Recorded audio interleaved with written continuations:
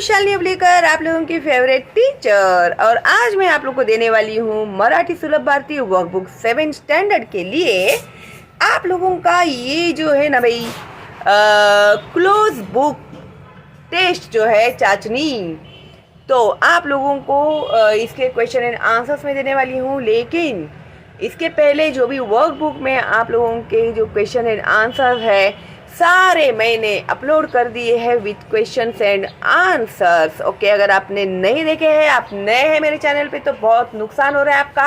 अभी सब्सक्राइब कीजिए, bell icon tap कीजिएगा, क्योंकि अभी और बहुत सारी इंपॉर्टेंट हम लोग वीडियोस अभी अपलोड करने वाली हूँ मैं।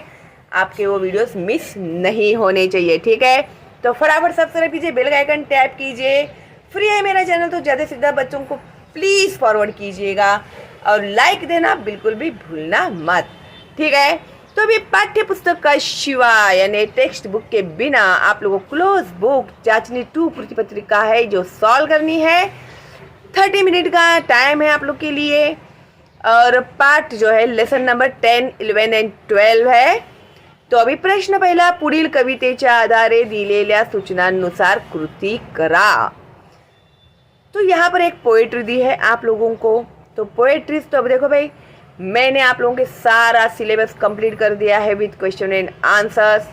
तो आपको अभी कुछ भी नहीं पता है तो आप लोग प्लेलिस्ट में जाइए, सारे एक बार लेसन्स, कविता, क्वेश्चन एंड आंसर्स देख लीजिएगा, वर्कबुक के क्वेश्चन एंड आंसर्स देख लीजिएगा। तो आपकी पढ़ाई तो हो गई पूरी और आप एग्ज़ाम के लिए हो गए तैयार। और जो डर है ना एग्ज़ाम का, वो भी आप लोगों का निकल जाएगा, ठीक है? तो अभी ये जो है ना कविता लेख में की है ये लाइन्स। तो लेक तांबडं कुंदन, लेक हिरवं गोंदन, लेक झाडाची पालवी, लेक हाडाचं चंदन, लेक असता मनाची सारी काळजी मिटते, लेक असता घराची रोज समयी पेटते। बहुत डिटेल में एक्सप्लेन किया है मैंने, प्लीज देखना।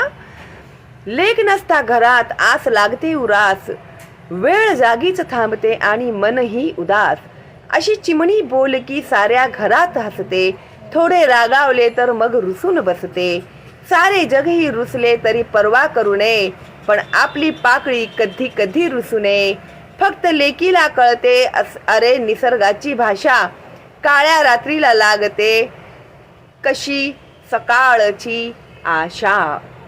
तो अभी इसमें देखो भाई क्या है, कविता भी समझ गए, सब समझ गए, लेकिन क्वेश्चन कौन समझेगा भाई? क्वेश्चन समझ में आएगा तो आंसर लिखोगे, है क्या नहीं? क्वेश्चन ही नहीं पढ़ा है पल्ले, तो फिर आंसर कैसे लिखोगे? तो मेरे जो चैनल है ना, उसकी खासियत ही ये है कि मैं सबसे पहले क्वेश्चन एक्सप्लेन करती हूँ ताकि आप लोगों को पता चले कि क्वेश्चन्स कैसे होते हैं और आंसर हमें किस तरह से लिखने होते हैं, ठीक है? तो कवयित्रीच्या लेकीची कोणतीही 4 रूपे। अभी जो कवित्री है, उसकी जो लेक है, बेटी है, उसके 4 कौन से रूप उन्होंने हमें यहाँ पर कविता में बताए हैं।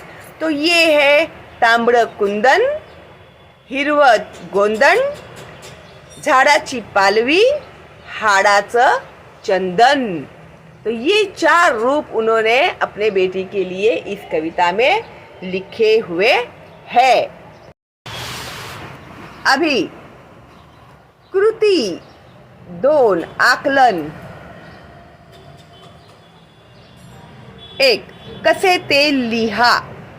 अभी देखो ये जो है ना कसे ते लिहा, मतलब आप लोग कंफ्यूज हो जाओगे कि अरे ये क्या है भाई, कसे ते लिहा मीन्स कैसे है, कैसे लिखे हम लोग करके। तो भी मन, तो कविता में कैसे दिया है, देखो मन के बारे में क्या दिया है, मन ही उदास। तो मन कैसा है, मन कैसा है? तो मन उदास है, ठीक है? और उसके बाद दिया है चिमणी। चिमणी कैसी है चिमणी? कसे ते लिहा। चिमणी कहाँ है भाई? चिमणी ये देखो, चिमणी कैसी है? बोलकी। चिमणी कसी आहे? बोलकी। तो हमने यहाँ पर लिखा है बोलकी, ठीक है? तो कंफ्यूज मत होना, अच्छे से समझना फिर लिखना। 2 काय होते ते लिहा, क्या होता है वो लिखना है। जैसे कि 1 लेक असते तेव्हा मनाची पोएट्री में ही है, लेख असता मनाची सारी काळजी मिटते. मनाची सारी काळजी मिटते, वही लिखना है. मनाची सारी काळजी मिटते. 2. लेख असते तेव्हा घराची. लेख असता घराची रोज समयी पेटते. है ना आंसर? लेख असते तेव्हा घराची रोज समयी पेटते. ठीक है, आप जब कविता का एक्सप्लेनेशन देखोगे ना तो बहुत इजी लगेगा आपको. ठीक है, अभी उसके आगे अभी एक कृती 3 शब्दांचे अर्थ. ठीक है, पुढील शब्दांचे अर्थ लिया तो आपको समान अर्थी शब्द लिखना है, उसका मीनिंग लिखना है. ठीक है, तो एक लेक यानी बेटी, मुलगी डॉटर. उसके बाद एक 2 आस यानी उम्मीद, आशा. ठीक है, तो आशा. उसके बाद है मन जो हमारा मन, उसको चित्त बोलते हैं. ठीक है, उसके बाद है काळजी, वरीस, उसको बोलते हैं चिंता. ठीक है, उसके बाद एक कृती 4 ओळींचा अर्थ. पुढील ओळींचा सरळ अर्थ लिहा. ये जब मैंने कविता सिखाई है उसमें सरल अर्थ में मैंने पूरा एक्सप्लेन किया है. ठीक है, तो अभी ये आप लोगों को जब बिना लिखने के लिए आएगा ना तो आप लोगों को पता होना चाहिए कि क्या है कविता. सारे जगही रुसले तरी परवा करू नये, पण आपली पाकळी कधी कधी रुसू नये. बेटी के रिलेटेड है. सारी दुनिया रूठ जाए चलेगा, लेकिन जो हमारी बेटी है वो कभी रूठनी नहीं चाहिए. तो उत्तर, सारे जग जरी आपल्यावर नाराज झाले, रुसले तरी मी काळजी करत नाही. मी काळजी करत नाही, पण माझी चिमुकली पाकळी सारखी लेक कधीही रुसू नये असे वाटते. ठीक है, तो मेरी जो बेटी है वो कभी भी नहीं रूठनी चाहिए ऐसा मुझे लगता है. ये है उसका सरल अर्थ, सीधा सीधा मीनिंग. ठीक है, उसके बाद है नेक्स्ट प्रश्न दुसरा अ लिहा. पंडिता रमाबाईंनी मुक्ती मिशनमध्ये स्त्रियांसाठी सुरू केलेल्या कोणत्याही 4 लहान उद्योगांची नावे लिहा. तो पंडिता रमाबाई जो लेसन है ना, थोड़ा सा डिफ़िकल्ट भी है और मैंने उसको आपको बहुत ही इजीली उसको एक्सप्लेन किया है. कंप्लीट पूरा लेसन हिंदी में, क्वेश्चन एंड आंसर्स भी हम लोगों ने किए हैं. वर्कबुक के क्वेश्चन एंड आंसर्स भी मैंने अपलोड कर दिए हैं, सारे विथ एक्सप्लेनेशन. तो आई होप आप लोगों को इसमें कोई भी इफ एंड बट नहीं होना चाहिए. तो आपने नहीं देखा है तो प्लीज़ देख लीजिएगा. ओके, अभी इसमें जो पंडिता रमाबाई जो थी उन्होंने औरतों के लिए बहुत कुछ किया हुआ है. जब आप लेसन देखोगे, रीड करोगे तो आपको सब पता चल जाएगा. तो उन्होंने औरतों के लिए ऐसे कौन से काम किए, छोटे छोटे उद्योग उनके लिए शुरू करके दिए. बहुत सारे हैं उद्योग, उसमें के कोई भी सिलेक्टेड 4 आप लोग लिखिएगा यहाँ पर.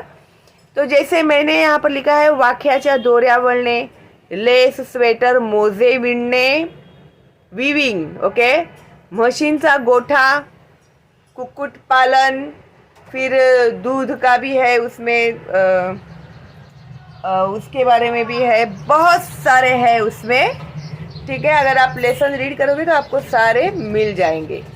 उसके बाद है प्रश्न दुसरा आ लिहा. रोजनिशी का लिहावी, रोजनिशी लिहिण्याचे काय फायदे होतात ते लिहा. अभी देखो यहाँ पर है ना किंवा दिया है. ओके, दिस और दिस, या तो आप ये लिखो या तो आप ये लिखो. एग्जाम में कभी भी किंवा रहेगा ना तो समझ जाना कि 2 में से कोई भी एक लिखना है. ठीक है, तो अभी यहाँ पर दिया प्रश्न दुसरा आ लिहा. रोजनिशी का लिहावी, रोजनिशी लिहिण्याचे काय फायदे होतात ते लिहा. ये लेसन में मैंने बहुत ही डिटेल में एक्सप्लेन किया है आप लोगों को और मैं इसका आंसर अभी आपको दे रही हूँ और विथ एक्सप्लेनेशन मैंने ऑलरेडी अपलोड कर दिया है वर्कबुक के आंसर्स में. अगर आपने सॉल्व किया ही होगा तो अभी मैं आपको देती हूँ इसका आंसर. तो ये आंसर आप लोगों के लिए है 2 मार्क का और इसमें आपको खुद अपना ये आंसर लिखना है. ठीक है, तो रोजनिशी यानी हम लोग जो रोज डायरी लिखते हैं ना, एवरीडे का रूटीन जो हम लोग का होता है वो यानी ऐसे नहीं कि मैं टॉयलेट गया, फिर मैं नाश्ता किया, मैंने फिर खाना खाया, फिर मैं 1 घंटा पढ़ाई किया, ये नहीं लिखना होता है रोजनिशी में। मेन मेन बातें क्या हुई आज के दिनों में, आपकी इम्पोर्टेंट ऐसे क्या पॉइंट्स थे जिसे आपको ऐसे लगता है कि नोट डाउन करके रखना चाहिए, ठीक है, तो वो है, ठीक है। तो अभी उत्तर ये नमूना है, क्योंकि आपका रोजनिशी आप ही को पता। रोजनिशी लिहिल्यामुळे आपल्या जीवनात घडलेल्या घटनांकडे आपण वेगळ्या व त्रयस्थ दृष्टीने पाहू शकतो। एंगल ऑफ आवर लाइफ जो है ना, हम लोग को समझ में आता है कि अरे हाँ, ये समय में मैंने ऐसे किया था, तो ये मुझे ऐसे करना चाहिए था या नहीं करना चाहिए था, ये सही था या ये गलत था, कुछ बातें जो हमें पता चलती है। आपल्याला नवी दृष्टि मिलते, न्यू एंगल मिलता है हम लोग को, म्हणून रोजनिशी लिहावी, इसलिए हम लोग को ये लिखना चाहिए रोजनिशी। रोजनिशी लिहिल्यामुळे महत्त्वाच्या घटनांची नोंद रहते, इम्पॉर्टेंट जो भी इंसिडेंट्स हुए हमारे लाइफ में वो नोट डाउन रहते हैं, नोटेड रहते हैं। लिहिण्याच्या सातत्यामुळे विचार स्पष्ट होतात। जैसे हम लिखते जाते हैं ना, तो वैसे वैसे विजन जो है ना हम लोग का क्लियर होते जाता है, किसी भी बारे में थॉट प्रोसेस से हमारे बहुत ही क्लियर हो जाते हैं। करके देखो आप लोग। काही दिवसानंतर आपली रोजनिशी आपण वाचली तर पुनः प्रत्ययाचा आनंद मिलतो। कुछ दिनों के बाद जब हम लोग ऐसे ही बुक रीड करेंगे ना हमारा, तो पुरानी बातें जो है, वो यादें जो होती है पुरानी, वो फिर से एक बार ताज़ा हो जाती है और वो हमें खुशी देती है। आपण भूतकाळ पुन्हा जगू शकतो, अपन जो पास्ट का लाइफ है हमारा वो फिर से हम लोग जी सकते हैं जब हम उनसे रीड करते हैं। शिवाय दररोज लिखाणामुळे भाषा स्वच्छ व समृद्ध होते। एवरीडे राइटिंग की वजह से हमारी जो लैंग्वेज ऑफ राइटिंग जो होती है वो भी बहुत ही इम्प्रूव हो जाती है, और बहुत ही उसमें भी हम लोग की जो राइटिंग्स है उसमें बहुत सारे डेवलपमेंट्स आते हैं हमारे के कैसे लिखना चाहिए करके, ठीक है। तो ये हो गए बेनिफिट्स ऑफ रोजनिशी, और क्यों लिखना चाहिए वो भी हम लोग ने इसमें कवर कर लिया। ओके, नाउ नेक्स्ट प्रश्न तीसरा, सूचनानुसार कृति करा, एक अचूक शब्द लिहा। अभी यहाँ पर सांस्कृतिक जो शब्द लिखा है उन लोगों ने गलत लिखा है, उसे ग्रामेटिकली हम लोग को प्रॉपर लिखना है सांस्कृतिक। कार्यक्रम तो कार्यक्रम, तो इसमें भी ये लोग कभी कभी 4 ऑप्शंस भी देते हैं, उसमें का सही आंसर भी हमें लिखना होता है जो ऑलरेडी हम लोगों ने वर्कबुक में सॉल्व कर दिए हैं। ओके, अभी उसके बाद है नेक्स्ट, वो है